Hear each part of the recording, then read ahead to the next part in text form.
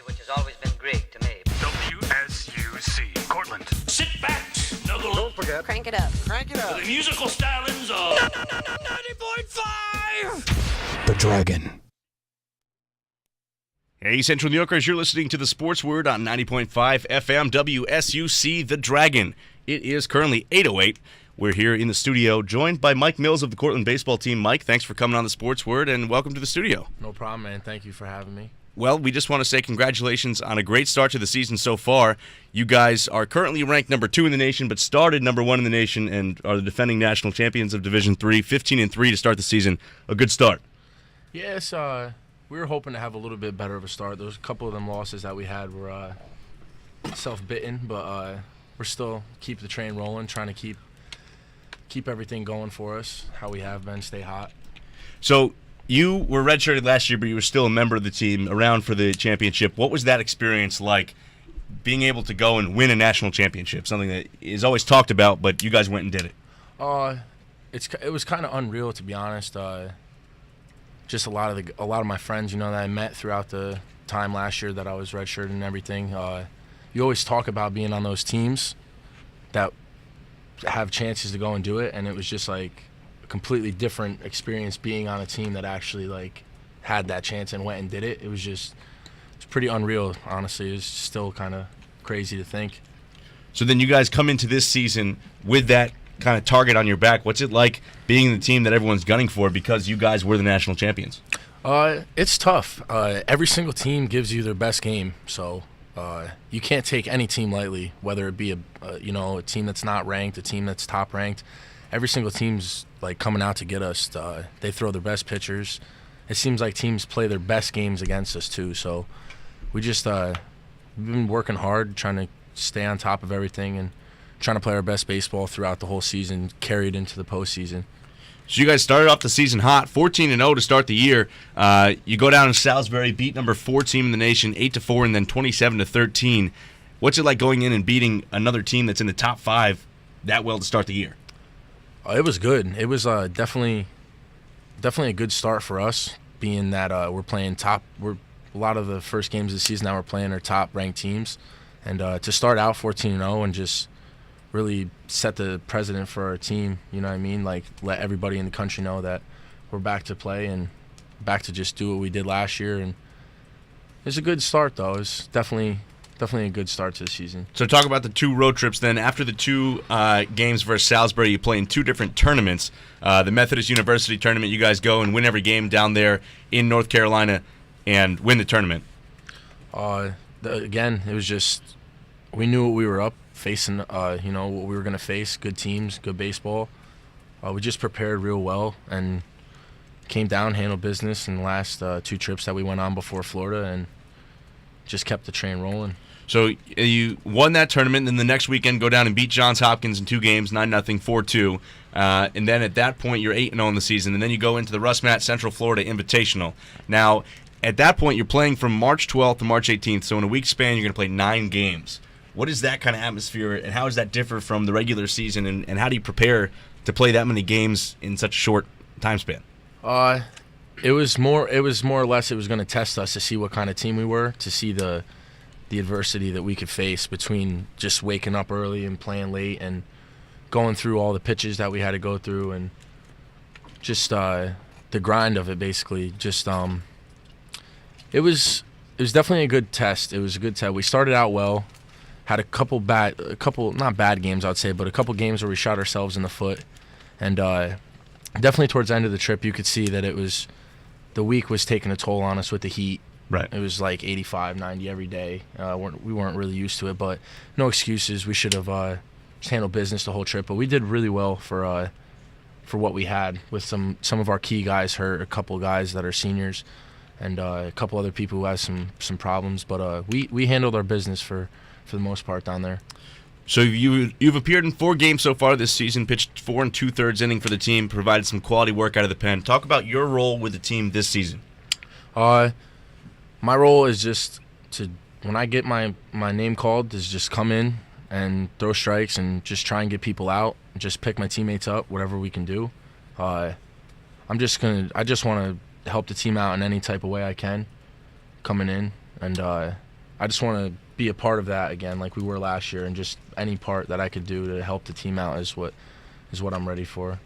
So before Cortland, you were at Sullivan Community College, and you were a starter there. Mm-hmm. Your role is going to be out of the bullpen this year, and talk about maybe that transition from the bullpen to being a starter, and can you see yourself maybe as a starter for Cortland in your time here, or are you kind of converting to the bullpen? Basically, just it was a little different just because I've always started since high school. In my last school, I was a starter, but coming out of the pen, it's a lot different because you come into situations sometimes with people on base, and it was definitely a hard transition at first because I've never pitched out of the bullpen before, but it's all about earning your spot and showing what you could do, and I think I'll be a starter at some point. I'm just happy to be on the field right now. I'm happy to be a part of this team, and anything I could do, whether it's an inning, whether it's 100 innings, if I'm helping the team out in any type of way, it's going to be good. You know what I mean? It's a good feeling just being on the team and getting your name called to be out there. 100, even 1,000 innings. 1,000%. So that leads into my next question. Tell me about 1,000%. Here we go. 1,000%. The whole thing started. I've always heard everybody say, "Oh, 100%, 100%." Whether it be, "What are you doing tonight? Are you going out?" 100%. Like everybody says, 100%. So, in the fall, me and a couple of my buddies were just joking around, started saying 1,000, 1,000%, and then we started saying 1KP, which is like, abbreviated for 1,000%. We've heard a couple people come on the Sports Word say 1KP. JP Reagan, after he hit his game winner, said 1KP. Tyler says it every time he's on the show. James Morales has said it, so it definitely has spread among Cortland. Oh, absolutely. It's definitely cool to see that how it picked up so well. Like, not even just through the athletes. Like, I have some friends text me sometime and say, "You'll never believe this. A kid in my class who I've never seen before said 1,000%," and it's just like, it's so cool that like it started to pick up. It just like was a thing that we just started joking around with, and then started getting bigger throughout the campus, and like even throughout like college basketball, like with Tyler and at Q saying it, and AJ Turner at Boston College now has Turner, it on the Instagram profile. Yeah, it's definitely a cool thing to see that people are picking up on it. Just something that we just started as like a little saying between the team, and then it started getting real big throughout campus and around. You want to plug the Instagram account at? Oh, at 1,000%. My bad. 1,000% is Instagram page is 1,000% _ Inc. Starting up selling some T-shirts. Got some new designs coming out soon. We got a email account and everything for it. So anybody who's interested, you just send that email in or whatever sizes and order you want, and you'll have that 1,000% shirt coming to you soon. There's the free plug, 1,000%. All right, back to baseball. Talk about what it's like to play for such a legendary program with such a rich tradition of success here at Cortland, and try and continue on that tradition. It's definitely an honor to be even considered as like one of the people who a Cortland baseball player is just. It runs so deep, and it's been such a good program, and Coach Brown has really kept the program up at a high level of, we have a high class, like it's very, very classy, good baseball program, very professional how it's run, and just the success and everything. It's definitely different from coming from a small town, a small school where we were successful, but not like on this type of level of success, and it's just like a crazy feeling to be considered as it, because there's a lot of alumni and a lot of people who have played here, and a lot of like guys who went and played pro ball. And being a D3 school, people don't think like, oh, it's just D3 baseball, but I mean, we could compete with probably a lot of schools in our state, definitely Division 1, 2, or 3, and it's just cool to be like a part of the team and a part of all the tradition in the program with the guys. You mentioned this a little bit, but talk more about Coach Brown and what it's like to learn from such a legendary head coach. Oh, it's really cool, honestly. He's a great coach. Definitely the best coach I've ever had in my entire life. He's tough. It's a tough guy to get used to, but it's tough love. He knows everything about the game, whether it be anything you could think of. He knows his baseball. So to be like kind of brought under his wing, and like our pitching coach, Coach Senatiempo, who's new to the program, and a lot of the guys who help out, a lot of the voluntary coaches and assistant coaches who have played here, it's really cool, honestly, because they treat you like family. If you play here, you're just a part of that family, Right. that tradition. So playing for him is it's definitely top thing in my life that I've gotten to like deal with. Definitely like one of the cool things. Do you have any pregame rituals that you go through before games or before you about to step on the mound and pitch? I actually do. My uncle John passed away my junior year of high school, so it was pretty tough that he never got to see me play my senior year or any college ball. So I usually have his funeral card. I keep it either in my back pocket or in my bag, and every single time I get on the mound, if you guys ever come to a game or anything, I always put in 42 in the back of the mound because that was the number that he wore. So I always do it just because it's like he always has my back when I'm on the mound, and anytime something gets tough or anything, I'll step off and I'll look down at it, and it just it gives me that little bit of confidence, that little bit of extra like edge. I feel like knowing that I got him behind me and I'm playing for someone else. That's one thing that I have that I do. What about any superstitions before the game? Do you not step on the lines, anything like that? I wouldn't say I'm really too superstitious. I like to always, I don't know if anybody does it, but I always put my left sock and cleats, like my left cleat on first, and then my right one. See, I'd go right first. Yeah, see, yeah. Okay. So I always put my left side on first, and I try to do basically the same thing that I do every game. Like I try to do the same warm up and same kind of static stretches in the same kind of way. And kind of one weird thing that I've done is I've noticed if I've pitched a good game, I started in high school, I'll wear the exact same socks and boxers that I wore that game to every single game until I have a bad game, and then I'll switch it up. Now, do you wash them in between? Oh, absolutely. 1,000. Have to wash them. Have to wash them. Okay, I'm just making sure, because if you have a couple good games in a row here, we might start to smell you before we see you around campus. So I'm glad that you're going to wash them in between. Oh, yeah, absolutely. That'd be bad hygiene. Hopefully it doesn't wash the good juju out of it, So it seemed to work for me. Just like in my own head, it keeps me going. So that's a couple things that I've done. All right, I got some quick fire questions here. I'm going to ask you a question. The first answer that comes to your mind, go for it. 1,000. All right? Okay. All right, so you walk into New Big Dining Hall. You're at the omelet line. What are you going to put in it? Oh, absolutely going to put in bacon and ham. Definitely. A little protein in there. Okay. Absolutely, and some cheese. All right, favorite meal at New Big? Doesn't have to be just an omelet.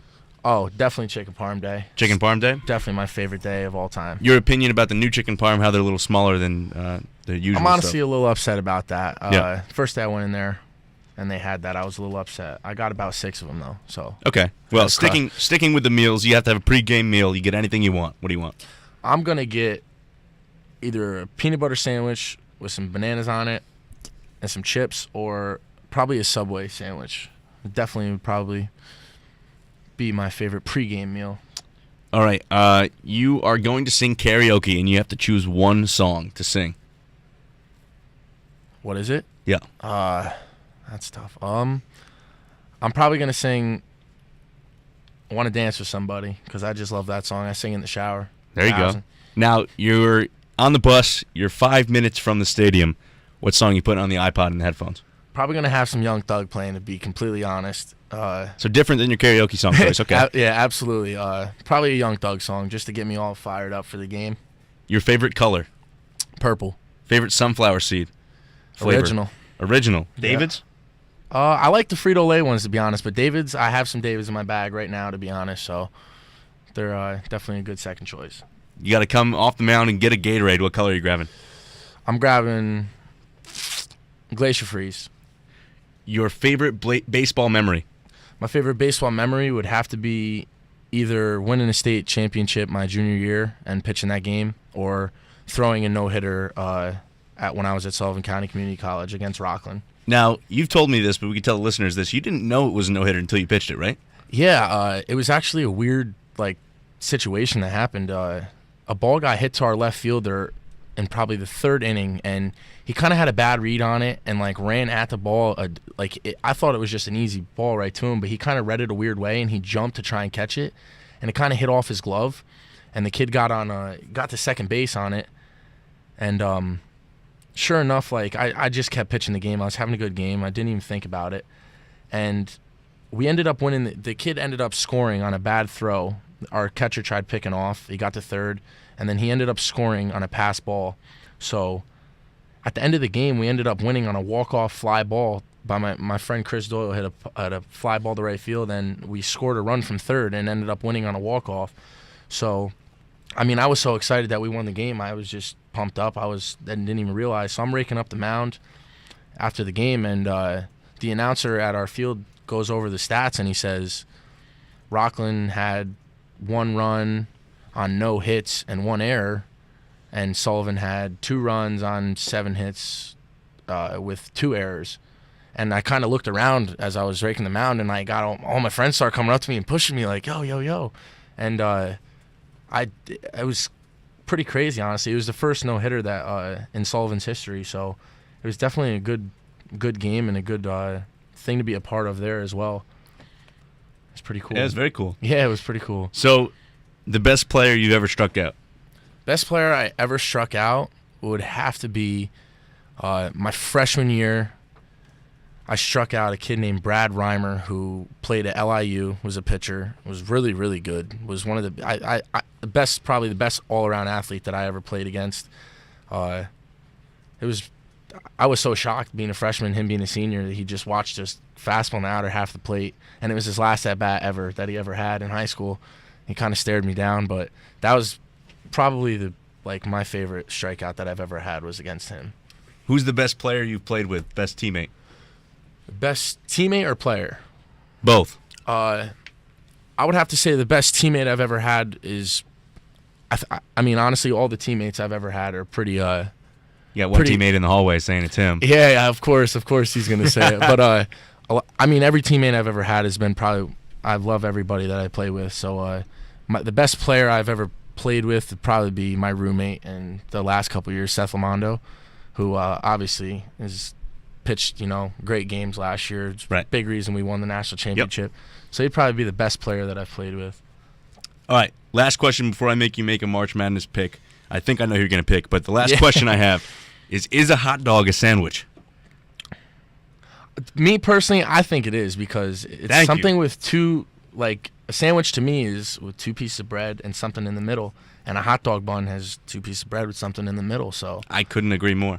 Absolutely, 1,000. Definitely 1,000% right there is a Absolutely. sandwich. All right, so now who are you picking to win it all here to cut down the nets? Oh, absolutely. Syracuse is going to win the whole thing. I mean, Tyler Lydon and all them guys are really playing real well right now. And just the fact that they weren't even going to, people didn't even think that they were going to be in. And then the fact that they've been playing really good basketball, honestly, right now. And I think Cooney and Benajay, as being seniors that have been there, and they're just playing good basketball. So, I mean, being a Cuse fan, I'm a little biased, but I don't care. I think they're gonna cut the nets down. There's nothing wrong with a little bias. We're a little biased here too. Absolutely. So thank you so much for coming on the show. We were happy to have you, and we hope we could have you on again soon. Yeah. Enjoy the rest of your night. Thank you for having me, guys. And I'll be back. Best of luck the rest of the season to you and your team. Thank you very much. All right, stay with us. We'll be back in a little bit to talk a little bit about March Madness. Steven and I will make some picks for the rest of the year and also get into a little bit of some other topics in the sports world. But stay with us. It's the Sports Word on WSUC 90.5 FM, The Dragon.